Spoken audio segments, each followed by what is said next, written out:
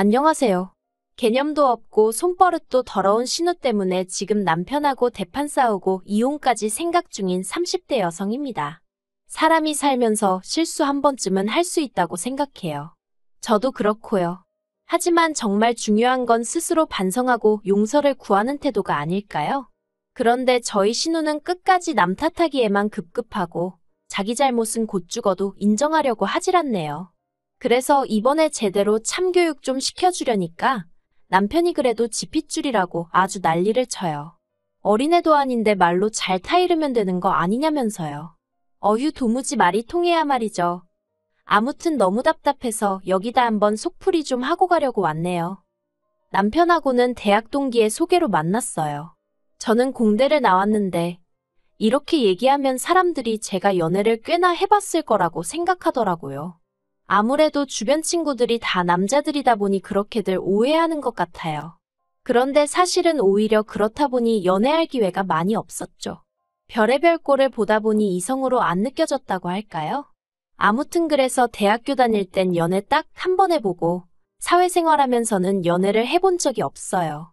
워낙 일 욕심이 많기도 했고 제가 종사하는 분야가 또 남자들이 많다 보니 그 사이에서 살아남으려고 치열하게 살았거든요.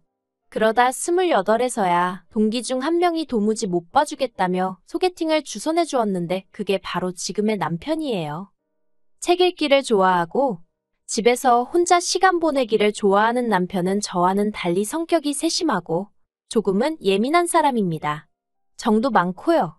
그래서 솔직히 첫 만남엔 저랑은 잘 맞지 않겠다 싶었거든요. 그런데 이게 웬걸요. 두 번, 세 번 만남이 거듭될수록 제가 갖고 있지 않은 남편의 장점들이 눈에 들어왔고 또 그게 좋아 보이대요. 나중에 듣자 하니 남편도 저와 마찬가지로 제 털털하고 무던한 성격이 좋았다나요. 아무튼 그래서 저희는 얼마 지나지 않아 연인 사이가 되었고 2년여의 연애 끝에 결혼까지 하게 되었죠.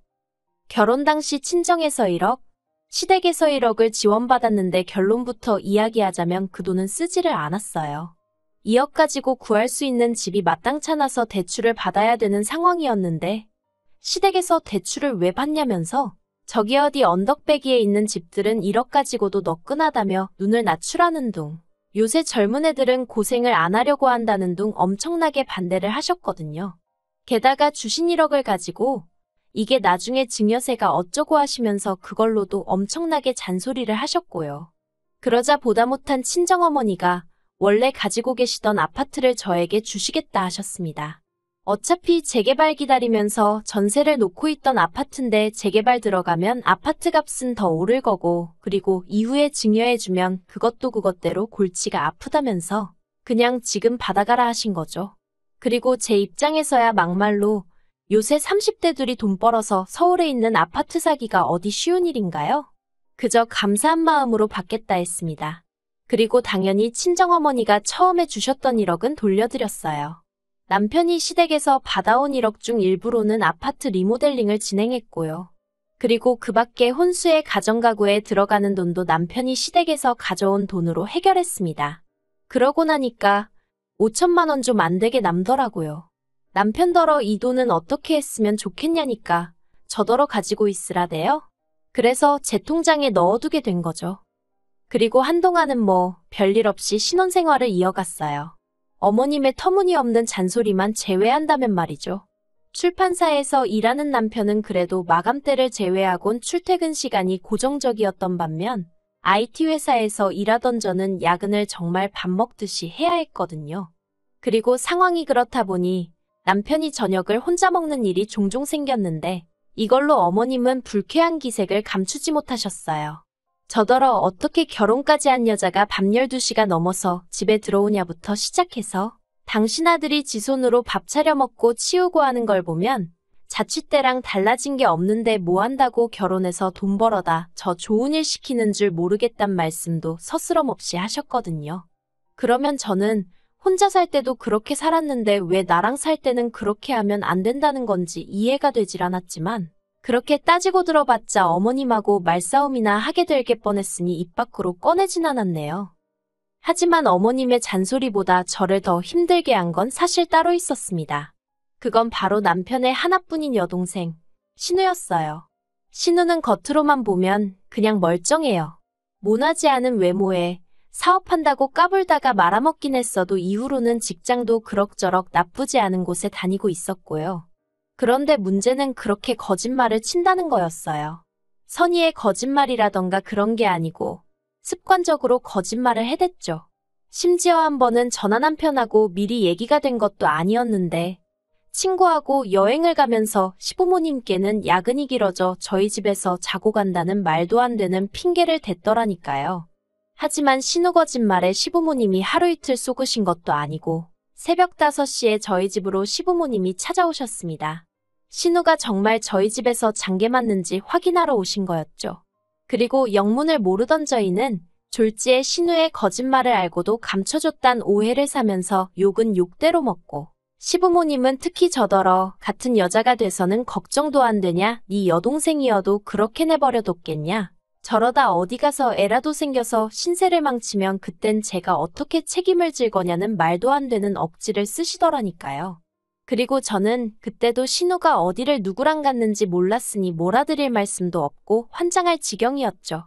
그런데 더 어이가 없었던 건 여행에서 돌아온 신우가 시부모님한테 눈물 콧물 쏙 빠지게 혼이나 놓고도 그걸 제 탓을 했다는 거예요. 정확히 뭐라더라. 저더러 손발이 안 맞는다나 어쩐다나요. 그리고는 한다는 말이 적당히 둘러대줄 수 있는 걸 일부러 자기 골탕 먹이려고 그런 거 아니냐는데 정말 황당하고 열받고 그래서 신우더러 다시는 뭐가 됐건 간에 저는 끌어들이지 말라고 했어요. 그러다 올해 초였습니다. 그런 신우가 시집을 간다고 하더라고요. 그리고 결혼 상대를 소개받았는데 전 정말 크게 충격을 받았죠. 왜냐하면 신우가 데리고 나온 남자가 제 대학 후배였거든요. 저랑 아주 가까운 사이는 아니었어도 워낙 착하고 능력 있는 후배라서 저를 포함한 선배들이 다들 기특하게 생각하는 녀석이었어요. 그런데 그런 후배가 어쩌다 제 신우 같은 사람하고 결혼을 하게 된 건지 두 사람의 접점이 도대체 어디였지 생각을 하다 보니 설마 저희 결혼식인가 싶대요. 사실 저희 결혼식 때 신우가 정말 시쳇말로 빡세게 꾸미고 오긴 했어요. 그리고 그때 저는 어디다 말은 안 했지만 특히 제 하객 대부분이 젊은 남자들이고 신우도 그걸 어느 정도 예상을 했을 테니 저렇게나 신경을 쓰고 왔나 보구나 싶었거든요. 그런데 아니나 다를까 그때 결혼식에서 신우가 제 후배한테 먼저 반했고 이후로 제 블로그를 통해서 후배 연락처를 알아냈다고요. 그리고는 또다시 저를 팔아서 연락을 하고 그리고 이런 과정을 제가 전혀 알지 못했던 이유는 그 블로그는 제가 한참을 사용하지 않고 있기도 했고 신우가 제 후배더러 제가 워낙에 엄해서 자기가 연애하는 걸 알면 크게 나무랄 거라고 그러니 비밀로 하자고 했다나 어쩐다나요. 아무튼 뭐 젊은 남녀 둘이서 서로 좋아 만나게 되었다는데 거기다 대고 왜 나를 팔았냐 어쨌냐 하고 따지고 들기도 뭐하고 그래서 축하한다는 말 말고는 아무 말도 안 했습니다. 그런데 그 일이 있고 나서 며칠 뒤 이제 신우 결혼에 대해서 상의도 하고 그러자며 어머님이 가족 모임을 주선하셨고 그렇게 온 가족이 모이게 되었어요. 그리고 잠깐 어머님이 자리를 비우신 사이에 신우가 저희 남편더러 오빠는 결혼할 때 얼마나 받았어? 하고 묻더라고요. 그러자 남편이 1억인가 하는데 저는 순간 아차 싶었습니다. 신우의 눈빛이 확 변하는 게 보였거든요. 그리고는 곧이어 어머님이 돌아오셨는데 신우가 어머님더러 왜 오빠는 1억이고 나는 3천이야 하는 거예요. 그러자 어머님이 남편과 저를 번갈아가며 쏘아보셨고 저희야 뭐 할 말이 없으니 가만히 있었죠. 솔직히 저희가 잘못한 것도 아니었는데 말이에요. 아무튼 어머님께서는 이내 신우를 보시더니 원래 너도 1억 해주려고 했는데 네가 사업이니 뭐니 하면서 가져다 쓴 돈이 얼마냐면서 그래서 3천밖에 못 해주는 거라고 내가 너 사업자금 대줄 때 한번 얘기하지 않았냐 하시더라고요. 하지만 신우는 그건 그거고 이건 이거라면서 자기도 1억을 해달라고 떼를 쓰고 난리도 아니었어요. 그래서 결국 제대로 된 상의도 못하고 파토가 나고 말았죠. 그런데 며칠 뒤 신우가 연락도 없이 저희 집에 찾아왔습니다. 그때가 밤 9시를 좀 넘은 시간이었는데 눈물 콧물 범벅이 돼서 왔더라고요. 제가 무슨 일이냐고 하니까 신우가 엉엉 울더니 자기 이제 어떻게 하냐면서 차였답니다. 제 후배가 신우더러 헤어지자고 했대요. 그래서 이유가 뭐냐니까 신우가 또 훌쩍훌쩍 울면서 하는 말이 자기가 결혼자금 문제로 너무너무 속상해서 친구들이랑 술을 좀 마셨는데 그걸 후배가 알고서는 헤어지자고 했다는 거예요. 솔직히 납득이 안 됐습니다. 후배도 사회생활을 하는데 설마 술 좀 마셨다고 헤어지자고 했겠나 싶어서요. 그래서 정말 그 이유 때문에 차였냐니까 신우가 멈칫하더니 자기가 솔직히 말할 테니 저더러 도와줘야 한다대요. 그래서 일단 말해보라니까 사실은 후배랑 약속을 했었답니다. 다른 건 다 좋은데 늦게까지 술 먹는 거랑 거짓말하는 것만 하지 않기로요. 사실 저희 신우가 술도 워낙에 좋아해서 마셨다 하면 새벽 3시, 4시까지 마시는 일이 다반사다 보니 아무래도 결혼 상대 입장에선 걱정이 될 수밖에 없었겠죠. 게다가 거짓말 문제야 뭐? 이 세상에 거짓말하는 사람을 좋아하는 사람이 누가 있겠어요? 아무튼 신우도 알겠다고 했고 그리고 신우 말로는 여지껏 잘 지켜왔었는데 결혼자금 문제로 너무 속상해서 술을 안 먹고는 못 배기겠더래요. 그런데 불러낼 사람이 마땅치 않아서 전 남자친구랑 만나서 마셨는데 그걸 차마 후배한테 말할 수가 없어서 아는 언니 집에서 영화 보고 그런다며 거짓말을 했고 그런데 뭐 한마디로 걸린 거죠. 그리고 후배 입장에선 그렇게 치밀하게 거짓말을 하고 전 남자친구랑 새벽까지 술을 마셨다는 걸 용서할 수 없다고 하더랍니다. 그리고 솔직히 듣는 내내 차일만 했다는 생각밖에 안 들던걸요. 아무튼 뭐 제가 도와줄 만한 상황이 아닌 건 확실했어요. 그래서 신우더러 미안하지만 내가 어떻게 해줄 일이 아닌 것 같다 했습니다. 두 사람의 신뢰 문제인데 그걸 내가 어떻게 해결해 주겠냐고. 그랬더니 신우가 한숨을 푹 내쉬더니 언니가 그럴 줄은 몰랐다면서 실망이네 어쩌네 하더니 그럼 하룻밤 재워주기나 하라나요. 그래서 알겠다 하고 자고 가라고 했어요. 그리고 그 일이 있고 한 달쯤 지났을 때였습니다.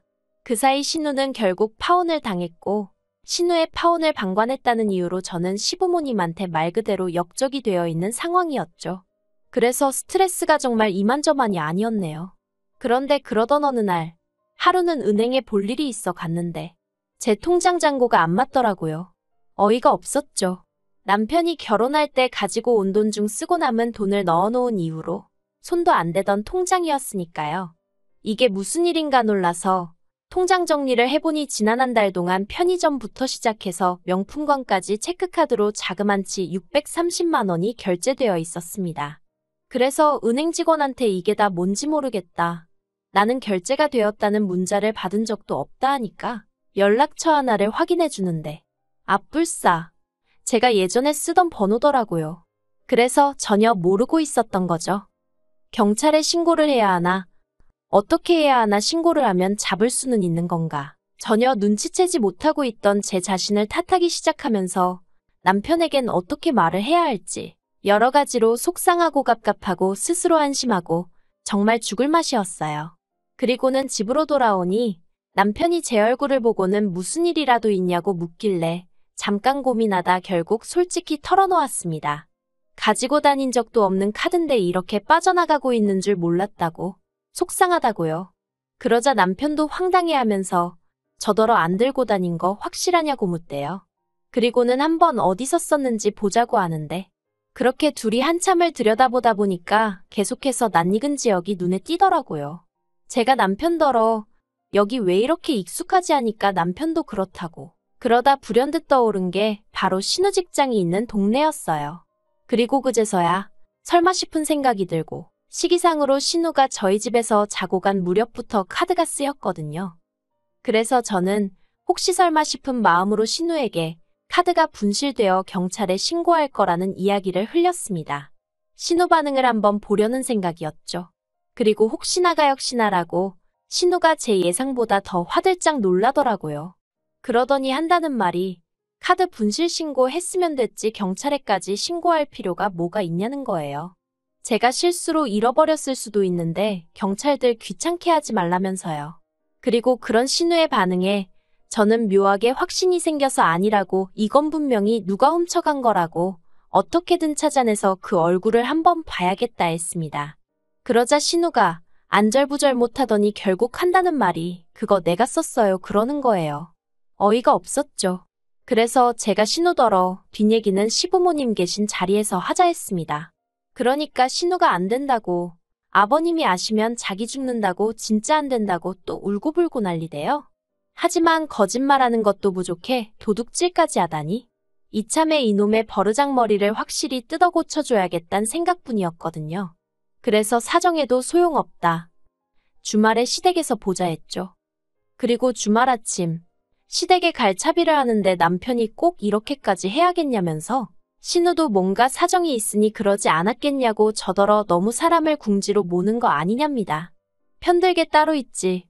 어이가 없어서 남편더러 그러니까 신우가 오늘날 저 모양 저 꼴 아니겠냐고 쏘아붙였어요.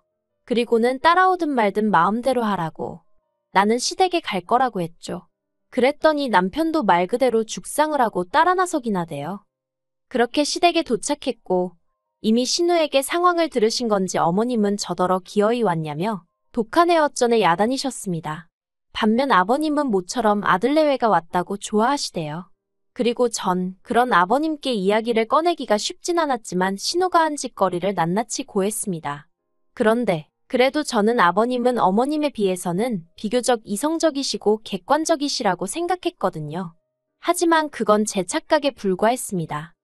아버님께서는 결혼 지참 금액이만 잘 둘러댔어도 신우가 그렇게 술을 마셨을 리가 없으니 어떻게 보면 신우가 파혼을 하게 된 것도 제 탓이나 마찬가지라며 신우 입장에서 얼마나 억울하고 속상했으면 그런 짓을 했겠냐고. 저더러 이번 한 번은 그냥 넘어가라시대요.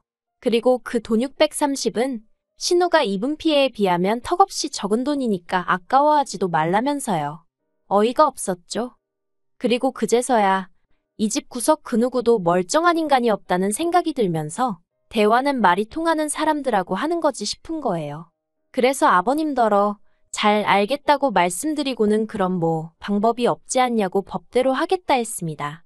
절도죄로 경찰서에 신고하고 신우랑 법적으로 시시비비 한번 가려보겠다고요. 그리고 정말 신우가 파혼을 당한 게 저 때문이라 생각하시면 고소하시라 했습니다.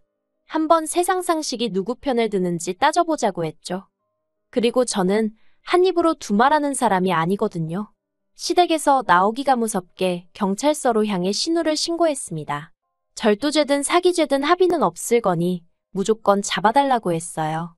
그리고 신우에게 마지막 남은 가족의 정을 빌어 신고했으니까 변호사를 구하든 뭐라든 알아서 잘 대비하라고 문자 하나 보내줬습니다. 제가 베풀 수 있는 마지막 잡이었죠. 그러자 신우가 또 전화를 해대고 문자로 살려달라는 둥 자기가 어떻게 돼도 좋냐는 둥 헛소리를 보내놓대요. 개뿔 신경 하나도 안 쓰이거든요. 그리고 이 일로 남편은 남편대로 저란 여자가 아주 독종인 걸 알게 되었다며 자기 여동생이 정말 법적으로 처벌이라도 받게 되면 이대로는 못 넘어가네 어쩌네 이혼을 한 해 만에. 그래서 그까짓 이혼 하자고 했어요. 참나 지랑 이혼하는 게 뭐 얼마나 겁나는 일인 줄 알고 그런 걸로 협박을 하는 건지. 정말 웃기는 집구석인 거 맞죠?